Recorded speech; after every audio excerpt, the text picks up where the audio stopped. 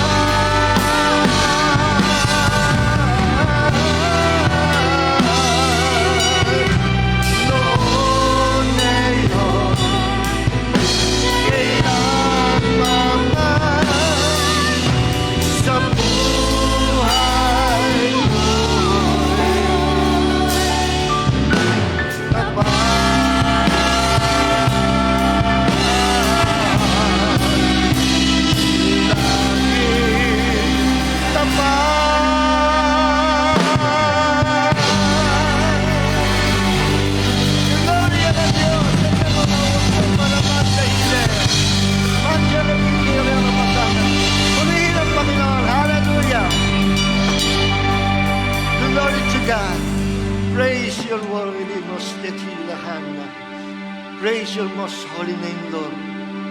Praise your wonderful name. Panginoon, sa umagang ito, we honor, we praise, we worship your name. We love your name because we love you so much, Lord. Salamat, Panginoon.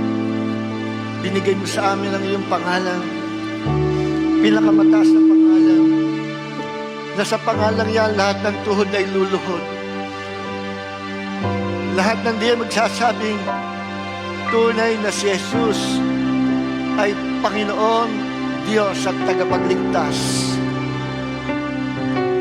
At sa pangalan mo, maging ang mga sakit kalamdaman ay luluhod in the name of Jesus. Even the spirit of poverty, even the spirit of curses, witchcraft, will bow down in the name of the Lord Jesus Christ. At sa pamagitan ng pangalan mo, idudurugin mo ang gawa ng diablo. Even the kingdom of the devil will be destroyed by the power of your name. That every time we declare your name by faith, nahayag ang iyong kapangyarihan, ang iyong presensya. Every time we call upon the name of the Lord Jesus Christ, our Yeshua, dumarating ang iyong presensya. And this place is so filled with the glory of the living God. At ang lugar na ito ay puno ng mga angels worshiping you, Lord, kasama namin. at ang bawat isa sa amin sa araw nito, sa loob ng building ito. Fill us with your presence. Fill us with your fresh anointing of wisdom and revelations. Fill us with your power. Maraming po salamat, Panginoon. Sa umagang ito, binubuksan namin ang makapangyarihan salita mo at ang kapangyarihan ng kadilim ay nanginginig, Panginoon. Nanginginig sa takot sa iyong salita. Because your word is alive. Your word is full of power. Your word is anointed. Your word, Lord, has power to destroy the works of the devil in the name of Jesus. Your word brings life. Your word, Lord, is a creative word. Every time we declare your words, every time na i-quote namin ang iyong salita, something happen in the realm of the Spirit. Lord, hayaan mo ang creative power of your word. Create miracles, Lord, sa araw na ito. Sa buhay ng bawat isa na makikinig ng iyong salita. Thank you, Holy Spirit. Kasama ka namin. Kailanman hindi mo kami iwan. Thank you, Holy Spirit. And all glory belongs to our Lord God, Savior Jesus Christ. Lahat mo magsabi ng Amen. Amen. Amen. Praise God.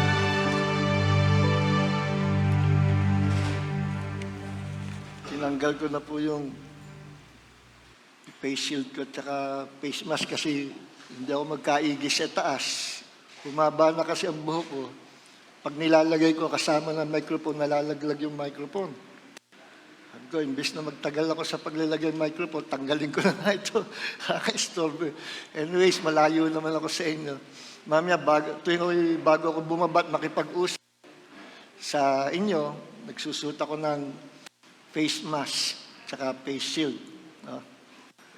So ngayon, sapagkat napakalayo ko naman sa inyo, I believe, saka wala naman dito merong COVID. Ano? Meron dito presence of God. Sino naniniwala sa sinabi ko? Sabi ko, walang coronavirus dito. Meron dito presensya ng Diyos. Amen. Okay, sa umaga nito, meron po tayong bago paksa. Tinitilan ko po ito na Living the Higher Life. Living the Higher Life. Sabihin po natin, living the higher life. Ito yung pamumuhay ng mga Kristiyano sa mataas na kalalagay, sa mataas na level ng spiritual life. Alam niyo po ba na hindi ko ang tao ay Kristiyano na ay automatic mabubuhay siya sa higher level of spirituality? Hindi po. It's up to us sa pangangalaga natin sa ating sariling spiritual life. Inaalagaan tayo ng Panginoon, pero partnership po yan eh. Kung pabaya ka naman sa pagpapalago sa iyong buhay spiritual, hindi ka rin palalaguin ng Panginoon. Pag nakita ng Diyos, ikaw ay interesado, ikaw ay merong malaking pagnanasa na lalong mapalapit sa Kanya, malaking pagnanasa na lumago spiritually, malaking pagnanasa na gamitin ng Panginoon, then doon kumikilos ang Diyos. And through or by His grace, sasamahan ka ng biyaya ng Diyos para magawa mo yung hindi mo kayang gawin sa pagiging tao. Amen. Alam niyo po ba na sinasabi ng Bible na tayo mga Kristiyano, we are no longer mere men. We are no longer mere men. Ibig sabihin, hindi na tayo ordinaryong tao. Sa Bible po yan. Basahin nga natin po yung sinasabi sa we're no longer mere men. Kasi yun naging problem ng church sa Corinth eh. Kung umasta, kung kumilos, ang attitude nila, ang pamumuhay nila ay karnal, although sagana sila sa spiritual gifts, pero ang buhay nila ay hindi nakakalugod kasi sila ay mga baby Christians. Pag ikaw ay carnal Christians and you still love to live or to walk in the dictates of the flesh, kung tawagin ka ay baby Christian. Kahit ikaw pa'y 30 taon ng Kristiyano, Pag ikay nag-i-enjoy na gawin ang gawa ng laman, at ikay nakikipag-compromise sa kasalanan sa libutan, although you are a Christian, at kahit na born again ka na, ikaw ay tinatawag sa Biblia baby Christian. At ang tawag sa iyo ay carnal Christian. Merong tatlong klaseng tao sa mundo. Pag pinag-usapan ay kalaguang espiritual. Ang isa ay yung unbeliever. Hindi pa nakakilala sa Panginoon. Ang kanyang espiritu ay patay. Ang nagpapangsyon lang sa kanya ay his soul and physical body. Meron siyang spirit, but his spirit is dead. Spiritual. Pag sinabing dead, means separation. Separation. Hindi ibig sabihin na dead ay hindi nag-e-exist. Hindi po, mali po yun. Pag sinabing dead, nandoon, existing, pero walang buhay. Separated. Kaya pag umalis ang ating spirit at soul sa physical body nito, ang katawan natin patatawaging dead body. Patay na katawan. Bakit? Ang spirit and soul sumeparate, humiwalay na sa katawan. That is called physical death. The separation of spirit from the body. Spirit and soul from the body. Pag naman ikaw ay spiritual dead, you are separated from God, who is a spirit. Separated ka sa pinagmumulan ng buhay, kaya ikaw ay spiritually dead. Once na ikaw ay na-born again, connected ka sa Panginoon, and you are now alive in Christ. Ngayon, kailangan ng Diyos ang kooperasyon natin to grow up spiritually. No, provide ng Diyos lahat, biyaya, sagana, Word of God, magpapakain sa atin, magpapalakas sa atin, magbibigay maturity sa atin, at ang Holy Spirit na bumaback up sa atin so that we may bear fruit with the Christ-like character. Provide ng Diyos lahat. Now all we have to do is lumapit sa Panginoon at gawin ang pinagagawa ng Diyos ayon sa Kanyang kagustuhan na gawin natin. We must always obey the Lord. Obey His Word. Kaya nandiyan ang Word of God, nandiyan ang Holy Spirit, tumutulong sa atin, pero hindi tayo nagbabasa ng Bible, hindi tayo kumukonect, hindi tayo nananalangin everyday. Nandiyan lang ang Panginoon. Hinihintay niya na gawin natin yung gusto ng Diyos gawin natin para tayo lumago spiritually. So, ang na-born again po sa atin, yung ating espiritu, not our soul, and not our physical body. Naiwan po yung physical body natin, naiwan yung soul. Kaya may mga Kristiyano na born again na, minsan nagiging carnal, kasi yung kanyang soul, what is soul? Soul means life, natural life. And soul is composed of mind, will, and emotion. Nandoon sa soul ang consciousness, ang mind, will, emotion, reasoning, nasa soul lahat. Pag hindi na-renew, na bago ng salita ng Diyos, ang ating pag-iisip, ang ating soul, ay hindi na-renewed through the Word of God, ang ating soul ay sasama yan sa physical body at ang mga desisyon at gustuhin natin, magiging gustuhin para sa sanlibutan o yung mga nasa ng flesh. Ang maghahari-harian, yung flesh natin na nakatat sa physical body. Nakikinig po ba tayo? Kasi naiwanan ito.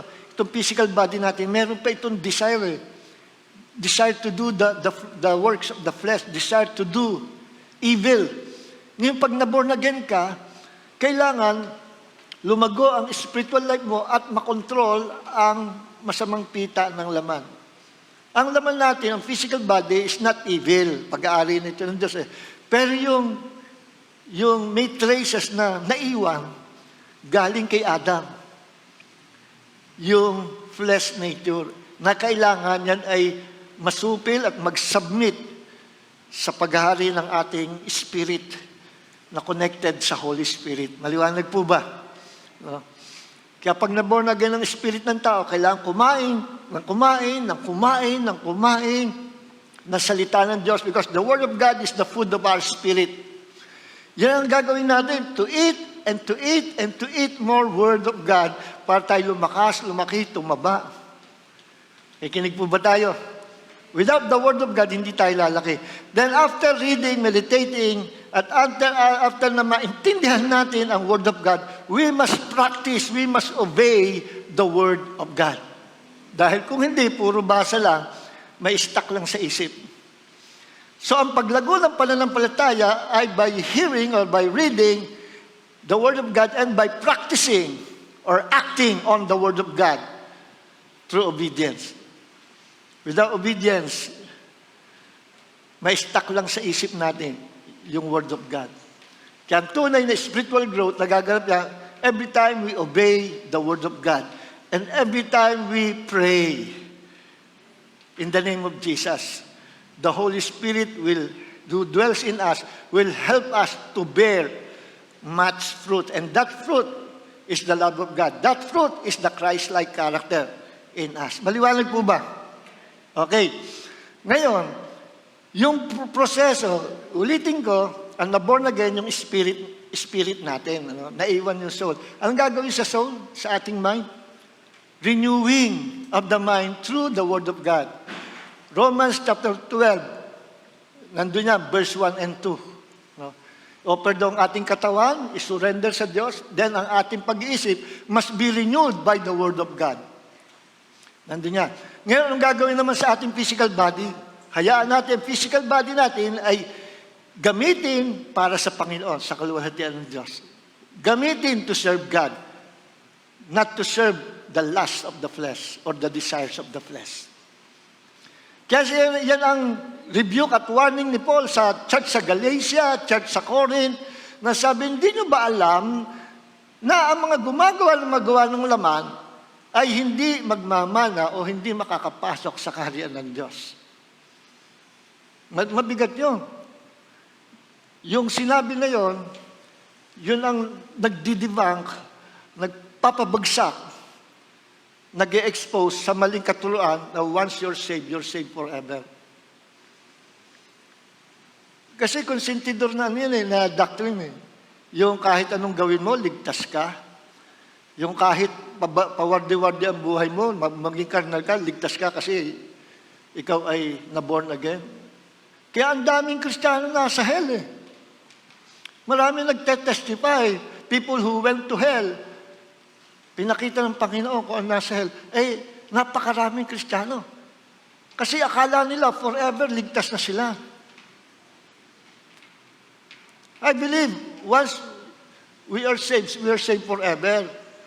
Kung ikaw yung nananatiling, sumusunod, nananahan, umiibig sa Panginoon.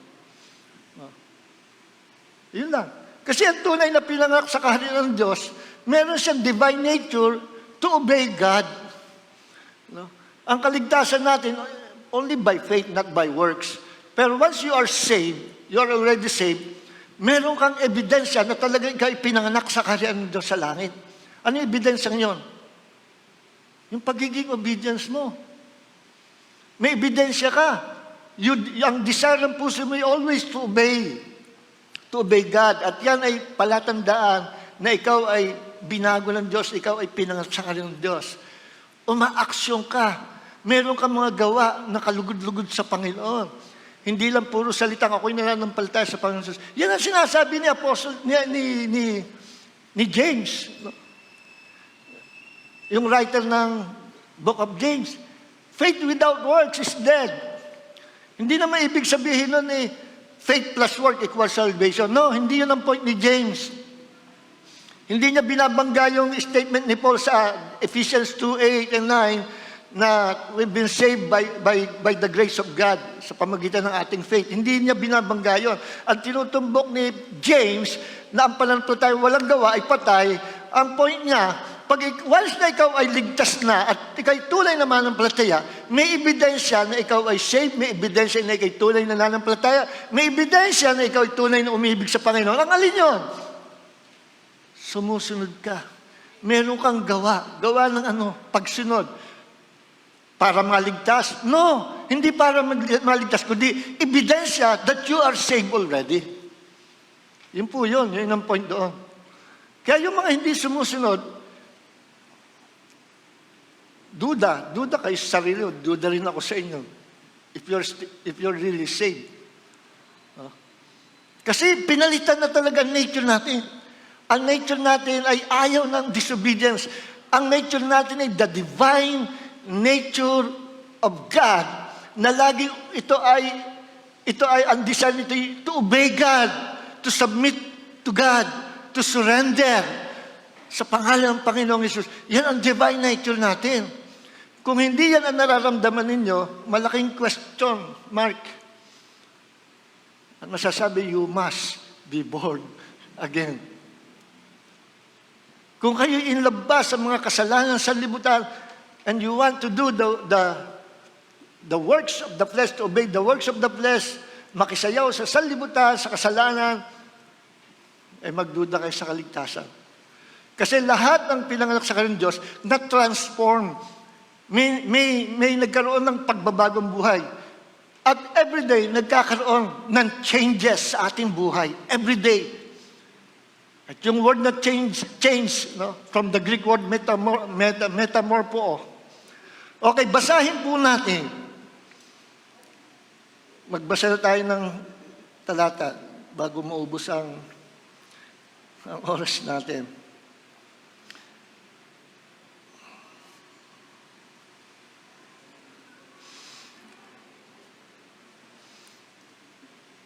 Basahin natin, 2 Corinthians chapter 3, verse 18. From the New King James Version. 2 Corinthians chapter 3, verse 18. Yan natin to. Tingnan nyo ha. But we, 2 Corinthians chapter 3, verse 18, but we all, with unveiled face, beholding as in a mirror the glory of the Lord, are being transformed into the same image from glory to glory, just as by the Spirit of the Lord. Kasi ang istorya nito, ang context ito, yung patungkol sa kay Moses, yung naranasan niya, presensya ng Diyos, naranasan niya ang kaluwalhatian ng Diyos sa Mount Sinai for 40 days, 40 nights. Pagbaba niya, dala-dala niya yung glory ng Panginoon. Na sumisinag, nagra-radiate sa mukha niya. Yung radiance of God's glory, nakikita sa mukha niya, maliwanag. Natakot yung mga Israelite, nagtakbuhan. Sabi ni Moses, ba't ano nangyari?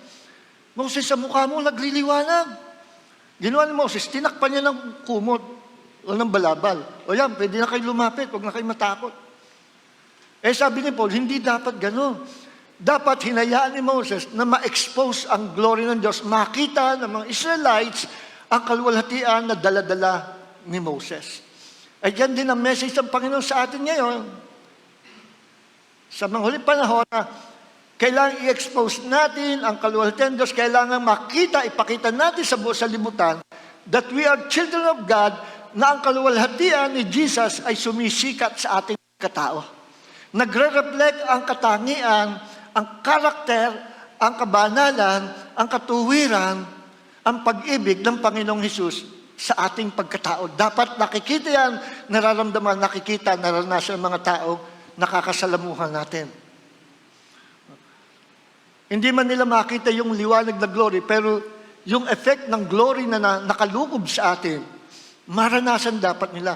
Huwag kayong magiging secret agent na Kristiyano na nahihiyang ipakilala ang Panginoon, nahihiyang malaman siya Kristiyano. No, i-expose mo kung sino ka. Amen. And when you are so filled or overflowed with God's glory, hindi mo na kailangan magpakilala. Hindi mo kailangan i-introduce ang sarili. Ewan ko, doon sa ibang mga Kristiyano, tuwa-tuwa sila sa title. Papagawa sila ng mga calling card. Hindi naman ako against sa title, kundi isang malaki question mark na. Calling card, Prophet June Cortez, Apostle June Cortez. Okay lang, trip mo yan eh. Pero kung sa akin, hindi mo na kailangan magpakilala pa through calling card o title o tawagin mo ako ganito o ganyan. People will know who I am. People will know kung anong anointing ang nananahan sa akin. Sa pamagitan ng demonstration ng pagkatao, sa pamagitan ng salita na lalabas sa akin bibig, people will know who we are in Christ. Nakikinig po ba tayo? Okay. Ngayon, i-connect natin ito. Kaya ako binasa itong 2 Corinthians chapter 3, verse 18. Ito yung isa sa pinaka main verse natin. Ang sabi dito, tayo mga walang lambong, walang veil, yung in-expose natin ang glory ng Panginoon, hindi kagaya ni Moses tinakpan. No? Tayo ay, sa ating pagkatao, ay nakikita ang kaluwalhatian ng Panginoon. And every day, tayo lumalago from glory to glory. Lumalago tayo sa larawan ng Panginoong Hesus. Nag-i-increase yung glory ng Diyos. Habang tayo lumalago spiritually, nag-i-increase yung glory ng Diyos sa buhay natin. At kapag nag-i-increase ang kaluwalhatian ng Diyos sa buhay natin, tayo lumalago, nagkakaroon ng changes sa ating pagkatao. The more na nag-i-increase ang glory ng Diyos sa ating buhay, the more na nagiging kahawig tayo na kahawig ng Panginoong Hesus.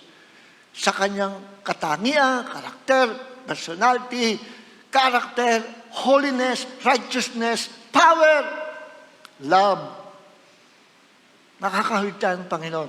At yun ang pinaka-design ng Panginoon. At yan ang tinatawag sa Bible na to bear fruit. To bear fruit. Hindi naman, to bear fruit, hindi ibig sabihin dumami yung nahikayat mo. Okay, yung effect yun ng fruit mo. Malagong bunga sa loob mo because of Christ. Nagkaroon ng changes sa buhay mo. At dahil nagkaroon ng changes, automatic yun. Maraming tao na dadala ka sa Panginoon. Bunga rin yun. Pero ang pinakabunga na tinatawag sa Bible, the fruit of the Spirit is Christ-like character. That is love. Ngayon, hindi ko mo na-born again tayo, automatic, biglang kahawig na kaagad tayo ng Panginoon. May proseso. At kailangan ng kooperasyon natin. Meaning, kailangan ng Diyos na tayo sumunod everyday sa Panginoon para magkaroon ng changes sa ating pagkatao.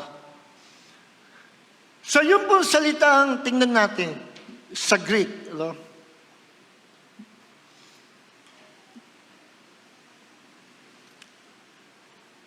Itong talatang binasa natin, the Lord are changed, beholding as in a glass, the glory of the Lord are changed. Tingnan natin yung change. Metamorpho. Tayo din nagkakaroon ng changes. Every time we behold, every time na tayo ay nagbabasa ng Biblia, nakikita natin ang Panginoong Hesus sa Bible. Nagre-reflect yung glory ng Panginoon sa atin through the Word of God. At nahahawa tayo sa kaluwalhatian niya. Tandaan niyo sa Mount of Transfiguration, sinama ni Jesus sa bundok, si Peter, John, at saka James. Then suddenly, biglang nag-transform si Jesus. Nakita sa kanya ang glory ng Diyos. Yung kanyang totoong pagkatao, kung sino siya, He is God, nag-manifest, nag-radiate yung glory ng Diyos sa kanya. Then mamaya biglang sumulpot si Elijah at si Moses. At mamaya biglang nag-radiate din, nagkaroon din ng liwanag, kaluwalhatian ng Diyos, si Moses at si Elijah. Tatlo na sila nagliliwanag. Saan galing yung glory ng liwanag kay Moses at kay Elijah? Kay Jesus. Saan galing yung glory ng liwanag kay Jesus sa kanyang sarili? Nag-manifest. See? Meaning, The more you're closer to Jesus, the more you immerse yourself in the presence of Jesus, the more na mahahawa ka sa glory niya at magkakaroon ng transformation sa iyong pagkatao. Every day. Walang limitation sa paglago spiritually. Walang limitation. Pero makaka-experience bawat born-again Christian, magkakaroon ng experience of transformation or changes sa kanyang pagkatao. Hanggang sa abutin niya yung tinatawag na higher life. So, yung salitang change, tayo daw ay nababago. Yung salitang change ay metamorpho. No? Metamorpho. Okay.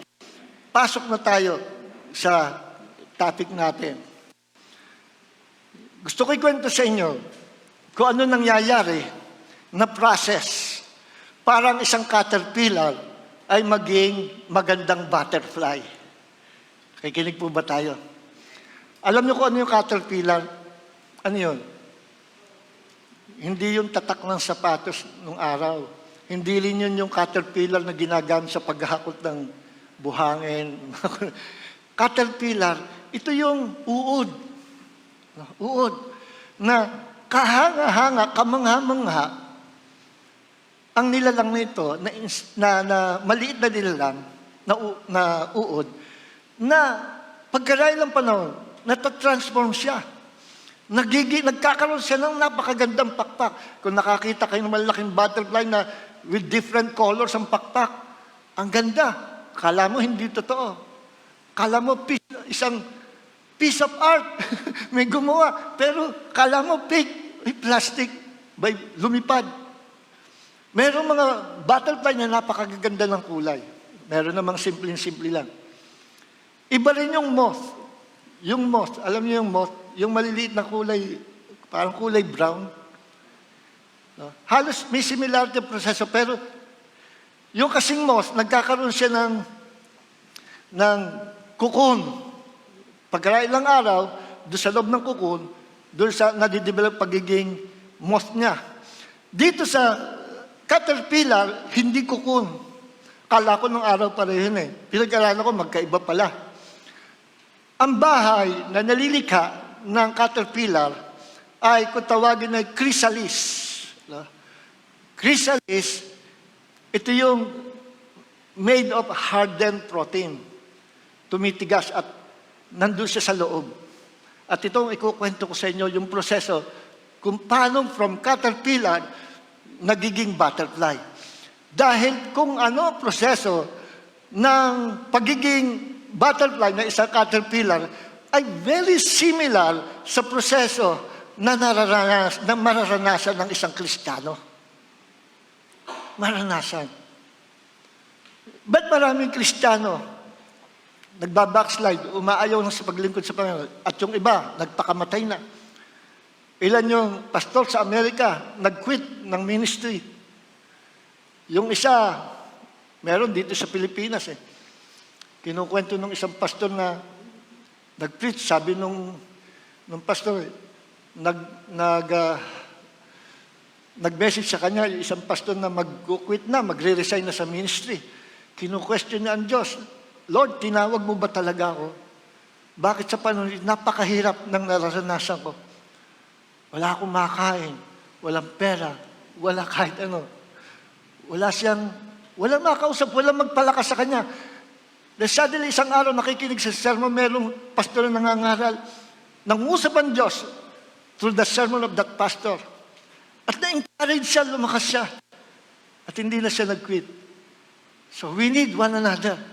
Lalo sa panahon ng pandemic, kung inyo mababalitaan, magbabasa kayo Facebook, laging merong mga nagsasabi na, especially, nangyayari ito sa mga kabataan, gusto ko lang mamatay.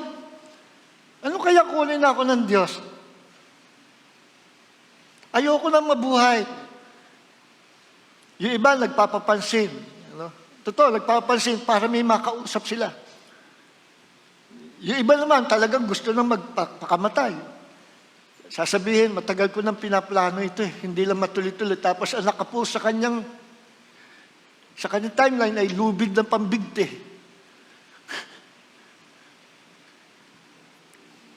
At meron din, nagpakamatay na. At ngayon, may nagsabi sa akin, nakausap ako.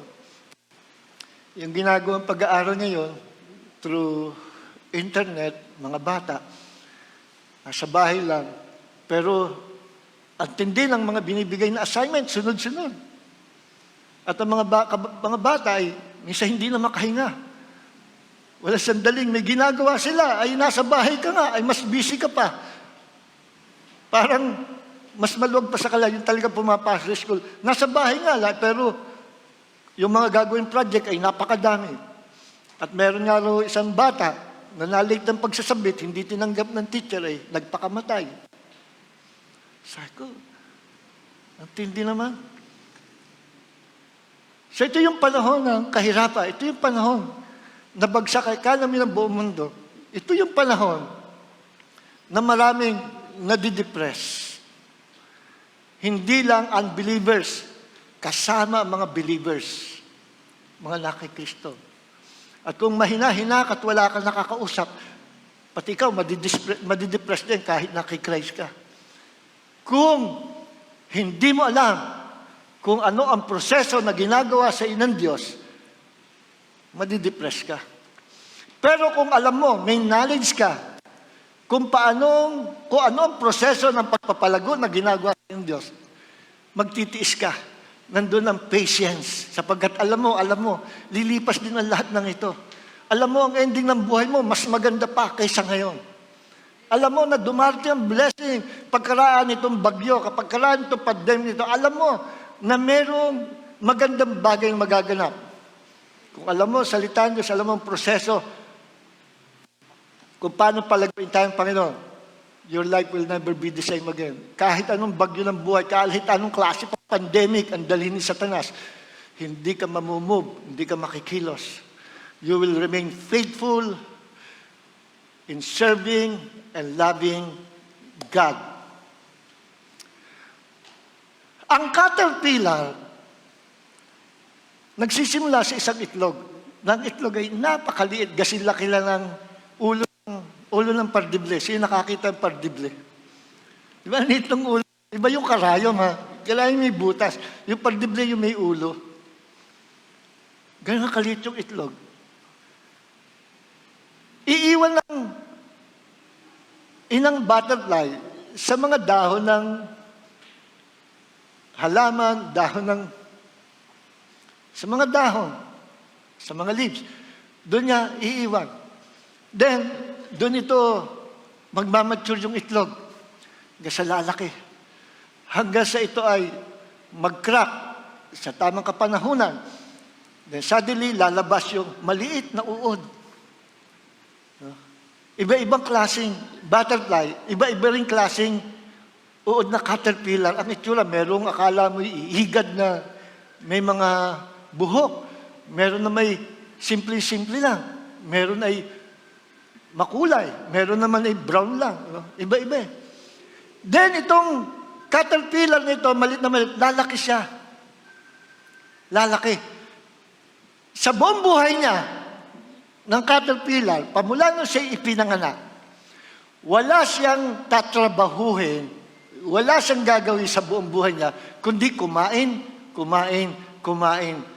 ng mga dahon. Yun ang trabaho niya. Kumain. Program siya, nilikha siya ng Diyos, na merong ganong na kumain, pagkapanganak na, wala siyang gagawin. Kakain lang siya ng kakain. Walang tigil na pagkain. At dahil sa siya ay walang tigil na pagkain ng mga dahon, ang bilis na kumain eh. Pagka kinunan mo na, ang bilis. At mabilis din sila lumaki. Dahil sa madalas silang kumain, mabilis din sila lumaki. At tumaba hanggang sa lumaki, hanggang sa lumaki, at gumagapang na siya. Kain pa rin siya ng kain. Listen, mga minamahal, parang ganyan tayo. Nung tayo na born again, all we have to do every day is to grow up spiritually.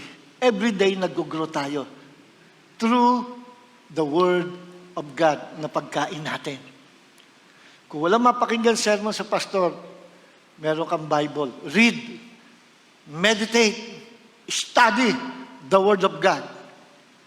Ang Word of God ay spiritual food para sa ating spiritual na pagkatao.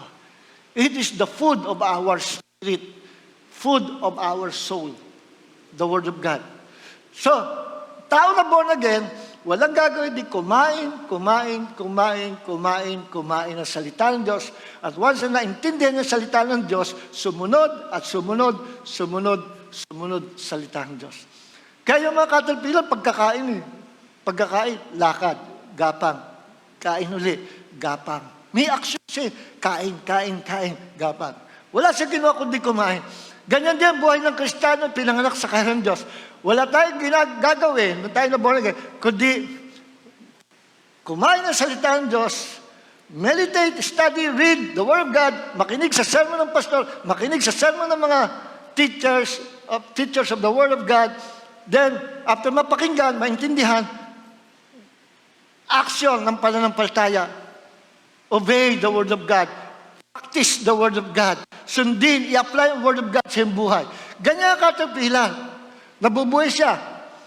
Kada kain, move. Kada kain, gapang. Kada kain, gapang. Yun ang buhay niya. Then suddenly, kapag siya ay lumaki na, kumpleto ng kanyang pangangatawan, tumaba na, mabilis ang kanyang paglaki. Ang problem, yung kanyang skin, hindi lumalaki. So, maiiwanan yung skin, at siya lalaki, at paglaki niya, asiwa sa skin, dahil hindi lumalaki yung skin huhubarin niya yan. Inaalis niya yan. Kaya pag nakita niyo sa video, gumagano yung caterpillar, gumagano yung katawan, tinutak yung skin ng kanyang buong katawan hanggang sa maiwanan yung skin. Para bang yung ahas na nagpapalit ng balat. Parang ganun siya. Kasi problem, lumalaki siya, ang bilis sa paglaki, pero yung skin niya, naka-stack, hindi lumalaki. Kaya hinuhubad niya ito. Maraming mahal. Anong trabaho ng caterpillar? Kumain. Nung siya lumalaki na, naiiwanan yung skin, then aalisin niya ito sa kanyang katawan. Huhubarin niya. Ganyan ang buhay natin. Word of God, eating, meditating, the Word of God, studying the Word of God, hearing the Word of God, hanggang sa lumalaki, nadidiscover natin kung ano yung kalooban ng Diyos through the Word of God, because the will of God is the Word of God. The Word of God is the will of God. Once na na-discover natin kung anong gusto ng Diyos, kung anong kalooban ng Diyos, through the Word of God, sumusunod tayo. At unti-unti na-discover natin, ayaw pala ng Panginoon na ikaw ay nagmumura. Ayaw pala ng Panginoon na titingin ka sa mga malalaswang bagay. Nadidiscover mo, ayaw pala ng Panginoon na ikaw ay hindi mapagpatawad. Ayaw pala ng Panginoon na ikaw ay gumagawa pa ng mga pandaraya. Ayaw pala ng Panginoon na ikaw ay magnanakaw. Ayaw pala ng Panginoon na ikaw ay nagsisinungaling. Lahat ng iyan, ang mga works of the flesh, asiwa ka, then suddenly, ito ay hinuhubad mo, inaalis mo, isinusurrender mo sa Panginoon. Dahil lumalaki ka spiritually, na-expose yung luma mong balat, yung luma mong pagkatao, then ito'y iniiwan mo at sinusuko mo sa Panginoon. Alam niyo yung caterpillar, nakakita ko niya sa video, pwede niyong tingnan sa YouTube. May caterpillar na pangit ang balat. May nakita ko black na caterpillar, dark brown. Pangit. Then, nung lumaki na siya, tumaba, iniiwan na niya yung kanyang old skin na pangit. Abay, lumalabas bright yellow na may kaunting orange, colorful yung kanyang balat, maganda. Then, naiwan yung kanyang old skin na pangit. At gumanda yung kanyang pagiging caterpillar. May mga caterpillar ganyan. Boy, ang ganda, ang pangit nung hinubad niyang skin. Ang ganda nung kinalabasan. Mga kapatid, kapag iniwan natin ang mga works of the flesh, isinuko natin sa Panginoon, ang mga hindi kaaya-aya na personality natin, attitude natin, hindi kaaya-ayang nagagawa natin ng kasalanan sa harapan ng Diyos, isinuko natin sa Panginoon, inihingi natin ang tawad sa Panginoon, lahat ng iyan nahuhubad sa atin, at ang ating pagkatao bilang anak ng Diyos ay lalong gumaganda sa harapan ng Panginoon. Kikinig po ba tayo? Ngayon, after na nahubad ng caterpillar, yung pakit na skin at maganda ang kulay niya, hindi pa tapos. Ang ganda na niya eh. May mga sungot-sungot, may parang mga buhok-buhok. Ang ganda niya, colorful, bright yellow with bright orange.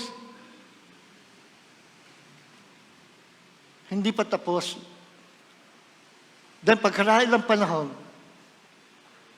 sa sanga, aakyat sa sanga, at pagdating sa sanga, uunat-unat, babalok-baloktot siya. Then mag-i-stay siya ng ilang, hindi ko alam kung ilang days. Then suddenly, may tumutubo sa kanyang katawan, nakakaiba.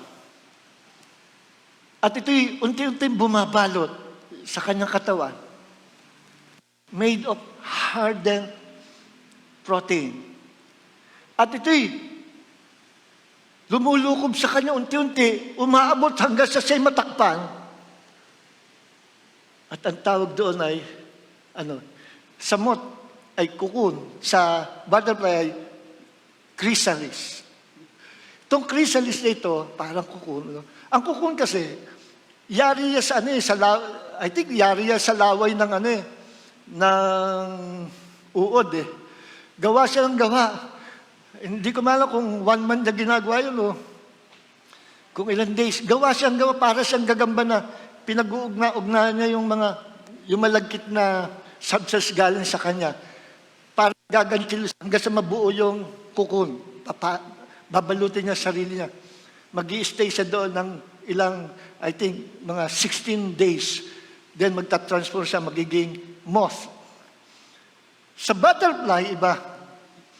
Yung chrysalis ito, babalot sa kanyang katawan, unti-unti, galing din sa kanyang sarili, walang naglagay sa kanya noon, kusang nature niya na unti-unting, pag siya nag-stay sa sanga at ready na, ramdam na sarili niya, may nangyayari ka sa loob niya at ramdam niya, humihinto muna siya, hanggang sa makita, unti-unting gumagapang pag-transform na yun, na bumabalt sa kanyang katawan, hanggang sa siya kainin ang bumabalt nito, at ang tawag ni chrysalis.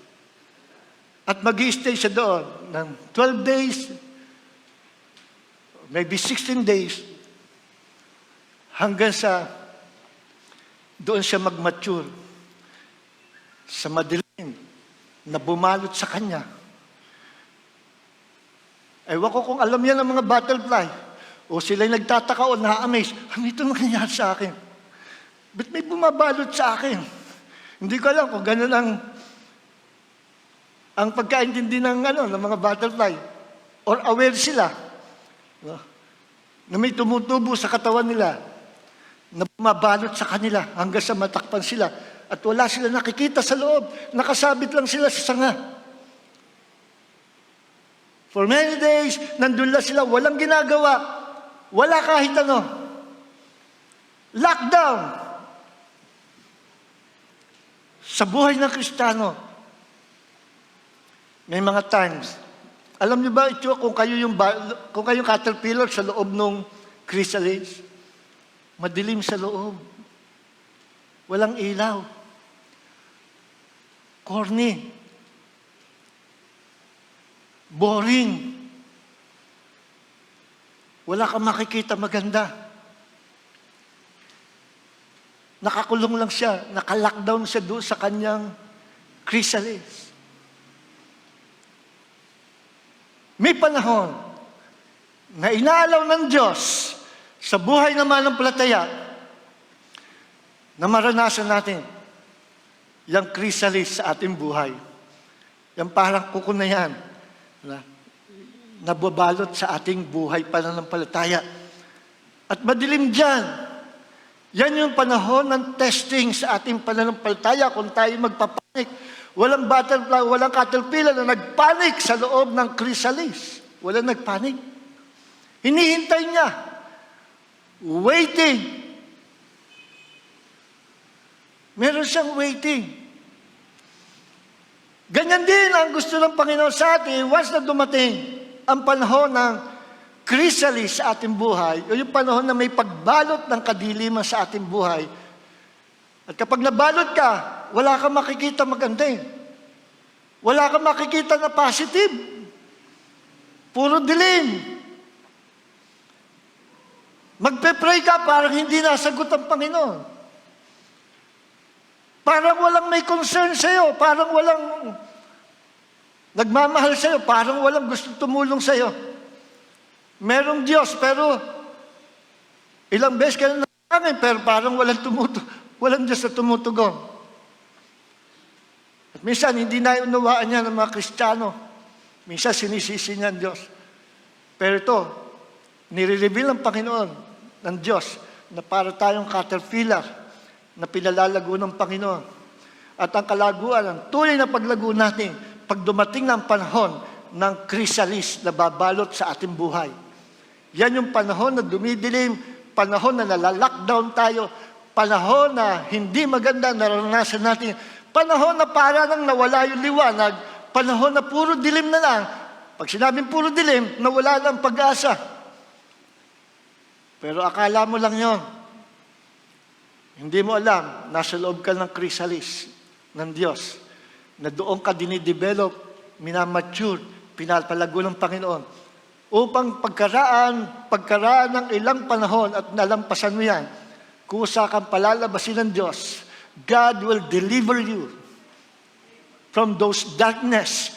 At paglabas mo, at hindi nagbago ang iyong pananampalataya, hindi nagbago ang iyong pag-ibig sa Panginoon, still naging faithful ka sa Panginoon, despite na may mga darkness sa iyong buhay, hindi ka nagbago, kundi patuloy ka umibig, naglingkod at tapat sa Panginoon.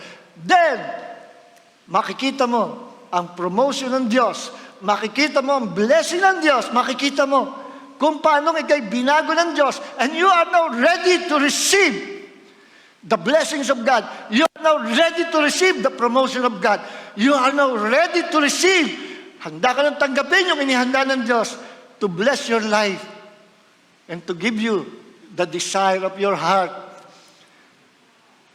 After na ikaw ay nasa waiting room, after na ikaw ay nasa panahon ng kadiliman na parang walang Diyos na tumutugon, but still, palataya ka sa Panginoon, ano kung hindi tumugon ng Diyos? I know that God remains faithful to me. Hindi ako magbabago.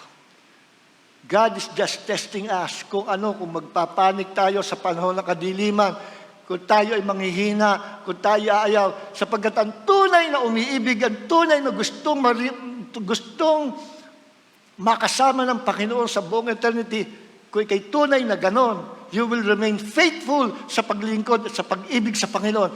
Kahit anong mangyari, kahit pa nakapaligid sa ating kadiliman, ano man yan, pandemic, lockdown, kung ano man yan, hindi ka natitinag. Why? Sapagkat God is preparing you, and you are also preparing yourself sa isang higher life, sa isang mataas na buhay. At kapag ikay nasa higher life, nasa mataas na buhay, hindi ka na maepektuhan ng mga bagay na nasa ibaba. Once you are in a higher life, hindi ka na maepektuhan ng anuman darating na kahirapan sa mundo. Hindi ka na maepektuhan ng mga curses sa mundo. Hindi ka na maepektuhan ng mga problema sa lupa. Hindi ka na maepektuhan ng mga nangyayari kagimbal-gimbal sa ibabaw ng mundo sapagkat ikaw ay nasa itaas. Hindi ka affected because you're living in the higher life. Nakikinig po ba tayo? Bakit maraming Kristiyanong affected? Nung dumating ang pandemic, affected. Nung dumating ang lockdown, affected. Hanggang ngayon, nangyayari. At yung iba, nadidepress. Yung iba, ayaw na maglingkod sa Panginoon. Kasi hindi niya alam ang proseso ng Diyos. Dumadaan tayo sa proseso ng Diyos. And after this process sa buhay pananampalataya, God will exalt you. God will promote you. At ikaw ang tunay na merong malagong buhay espiritual. Dahil nanggaling ka sa waiting room, nanggaling ka sa chrysalis na bumalat sa buhay mo, and you remain faithful. After nan, abangan mo ang blessing ng Diyos. God will bless you more than we can imagine. Higit pa sa ina-expect mo ang ibibigay ng Panginoon. Sapagkat once ay kay tunay na lumago sa loob ng chrysalis ng buhay, mag-iibang pagkatao mo, magkakaroon ng changes. Yan yung sinabi sa talata binasa natin sa 2 Corinthians 3:18. From glory to glory, He is changing us. Doon sa loob ng chrysalis, from glory to glory, He's changing us. Alam niyo kung anong tawag sa proseso ng from caterpillar to butterfly? Anong tawag? Sa biology, anong tawag? Pag-aralan natin ano? Metamorphosis. Ano yung talatang binasa natin sa 2 Corinthians chapter 3 verse 18 na sabi, magkakaroon ng changes sa ating buhay from glory to glory. Well, basahin ko ulit sa inyo. Sa 2 Corinthians chapter 3 verse 18, ano sabi dito? But we all with unveiled face, beholding as in a mirror the glory of the Lord, are being transformed, nababago, into the same image from glory to glory, just as by the Spirit of the Lord. No?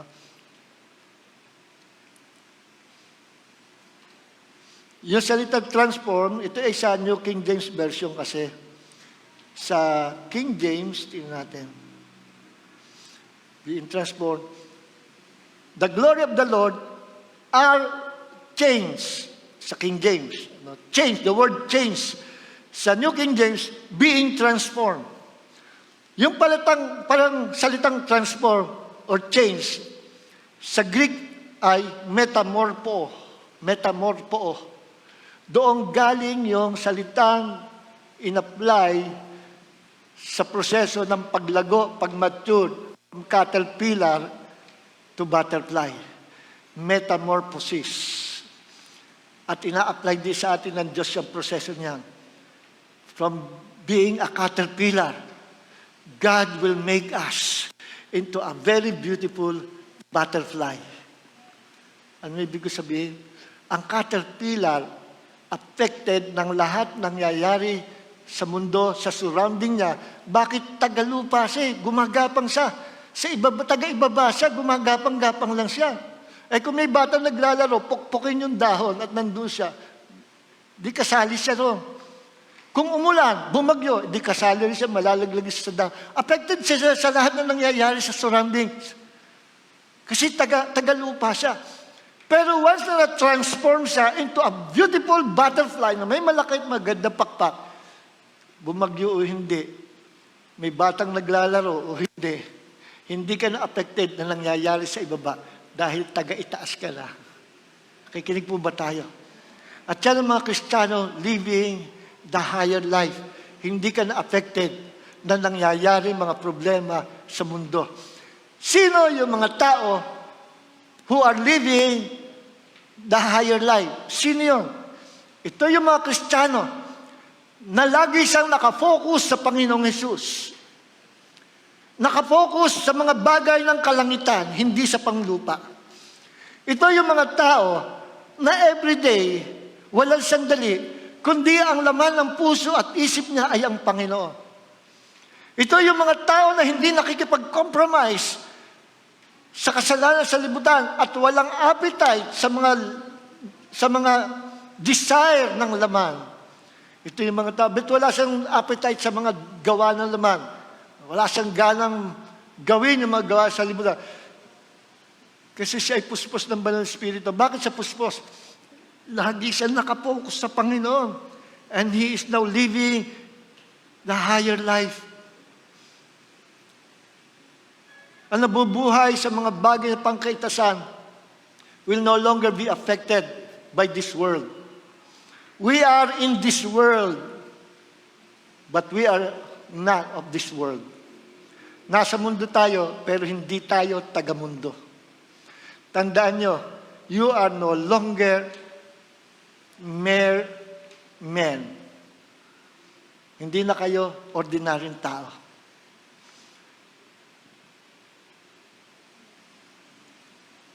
Sino po dito ang mga butterfly? Taas ang kamay. Taas ang kamay, mga butterfly. Taas ang kamay. Baba ang kamay. Sino naman dito ang mga tao? Yung butterfly, ano lang yun, figurative. Sino dito ang mga tao pa rin?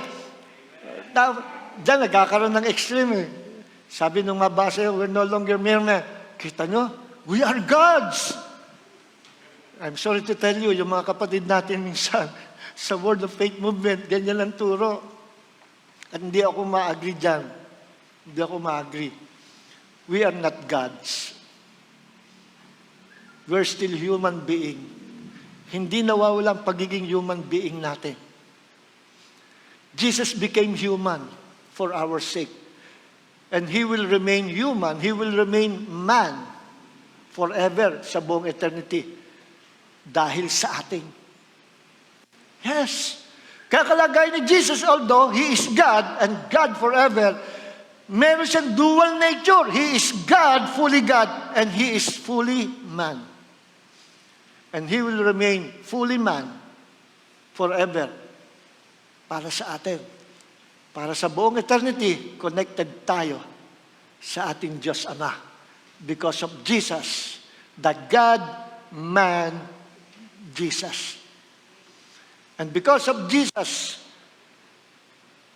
who is now seated together with the Father, at the right hand of the Father, because of Jesus, nasa mataas na lugar, we can live a higher life. Ulitin ko, ano itong higher life nito? Ito yung buhay na nabubuhay ka sa magandang buhay ng espiritual. Ito, hindi ko sinasabing kayo magiging milyonaryo o bilyonaryo. No?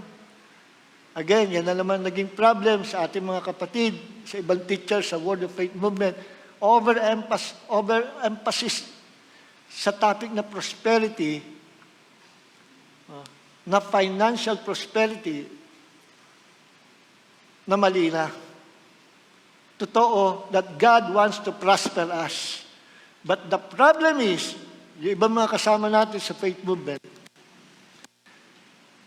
humihingi ng support sa mga partners na mali ang paraan. Kapapanood ko lang kagabi, sabi ko, umulit na naman to. Binebengga na nga ng mga cessationist tayo, mga continuationist, dahil sa mga kapatid natin sa Word of Faith movement. Umulit na naman, may mga ganito na naman. Nagpo-promote, if you will give $1,000 to this ministry, I tell you, hinagarantiyan ko kayo, you will be healed from that sickness and disease. You will prosper. God will bless your life. If you will only give 1,000 pesos to this ministry. Maganda ba yun? Parang binobola yung mga tao. At saka nakakahiya. Pepresyuhan mo ang gawa ng Diyos. Pepresyuhan mo ang healing ng Panginoon na 1,000 pesos. Pepresyuhan mo ang blessing ng Diyos sa 1,000 pesos. If you will give 1,000 pesos to this ministry, God will bless your life. If you will give 1,000 pesos to this ministry, God will heal your disease, your sickness and disease.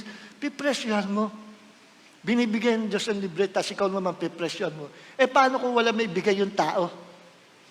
Hindi na pagagalingin? Hindi na ibibless ang Panginoon? Diyan tayo nadadali at diyan tayo nadadamay sa maling aral na ibang mga kapatid natin sa Pentecostal. At hindi ako sumasama sa ganong attitude nila. Mali yun. Mali yun. Si Jesus, never na humingi siya ng pera sa mga taong sumusunod sa Kanya. Minsan nagpakain, siya pa nga nagbibigay. 3,000 to 5,000 katao, pinakain niya, siya pa yung nagbibigay. Never na lang hingi ang mga apostles ng pera sa mga kongregasyon na sinabi, if you will give $1,000 sa apostolic ministry natin, God will bless your life. Walang ganyan. Hindi ang ginawa ni Peter, hindi ang ginawa ni Paul. Si Paul nagpapasalamat sa mga Philippians sapagkat sinuportahan nila si Paul. Sa Macedonia, sinuportahan siya. At kung sila may humingi ng support for the church,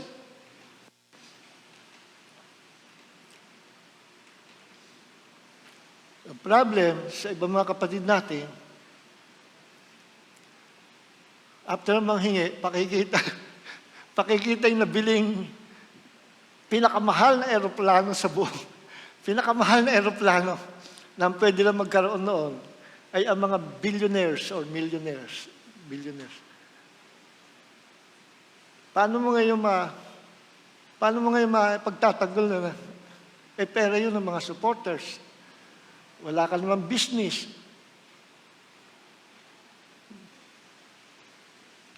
Buti pa si Joel Austin. Inunahan niya na yung mga maninira. Talagang sinabi, in-expose sa sarili niya. Meron akong bahay na ganito. Meron si Joel Austin, may ganitong bahay, may ganitong, ang laki. At he is a proud owner of this house, of this lot. He is a proud owner of this Ferrari. At lahat ng yan, nabili niya dahil sa kanyang mga bestseller na books. Sa buong mundo, nag-top notch ang kanyang books. At ang laki ng kita, income ni Joel Austin through his books. Pero since 2008, 2015, kalimutan ko na, hindi siya humihingi ng financial support sa church. Ay, malinaw. Malinaw. Hindi naman masamang humingi ng financial support, pero ang problem is, yung sobrang luho na yung ibibili mo ng pinakamahal na aeroplano, ilang tao sa buong mundo ang mapapakain niyan? Ilang tao ang maabot ng gospel niyan? See? Ibabalansin natin. So, I pray. Kasi Kenneth Hagin, bago mamatay, pinatawag niya yung mga disciple. Meeting tayo, meeting. Mali yung ginagawa niyo. Nirebuke niya. Mali yan. Mali yung ginagawa niyo, teaching of prosperity. Mali yung ginagawa niyo, panghingi, baguhin niyo. Yung iba sumunod, yung iba hindi. So praise God. Kayo po ba'y willing pabago sa Panginoon? At maging kalarawan ng Panginoon Jesus until we attain the fullness of the stature of Christ at lumago tayo malago-malago sa buhay spiritual. Gusto niyo? Amen. Metamorpho. Change. Kakaroon changes. So, sa ngayon, pag may dumating na problem sa buhay, sa mundo yan. But time will come, kung tayo lalago, matunan natin to live in a higher life, hindi na tayo may epekto ng mga bagay na yan. Amen. Kaya yung mga tao na nasa higher life, may pera o wala, may sakit o wala, hindi siya affected. Still, he is rejoicing in the presence of God. Still, he is serving the Lord with all their hearts. Still, he loves the Lord with all their hearts. Hindi sila affected. May material things o wala, may blessing o wala, hindi sila affected. Bakit? Alam nila na hindi sila tagalupa. Alam nila na sila'y tagalangit. Amen. Amen. Time will come, lahat tayo tatanda, magkakasakit, mamamatay. Lahat ng riches and wealth sa buhay nito, maiiwan lahat yan. Wala tayong madadala. Ang pinakamalaga niyan Ano yung buhay na kinabuhay mo habang ikay buhay sa mundong ito? Naglingkod ka ba ng tapat sa Panginoon? O ikay napadala sa mga bagay ng sanlibutan? Ang tunay na reward, nasa presence ng Panginoon, naghihintay sa mga tapat na naglilingkod sa Kanya. Amen. We must desire to live a higher life with the Lord Jesus Christ. Tayo po lahat ito mayo.